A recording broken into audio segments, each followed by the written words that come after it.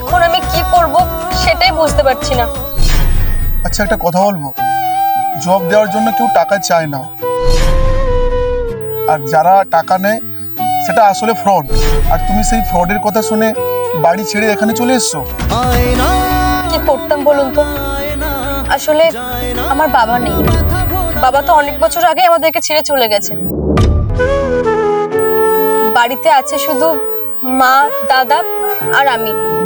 আর মায়ের না অনেক বয়সও হয়ে গেছে, দাদা সেরকম কোনো কাজ করে না, তাই আর কি মাকে কে দেখবে সেটা ভেবে আমি একটা কাজ খুঁজছিলাম, তাই আর কি এখানে চলে এসেছি। কিন্তু আসার পর যে আমার সঙ্গে এই জিনিসটা হবে সেটা আমি কখনো এক্সপেক্ট করিনি। তাহলে এখন কি করবে?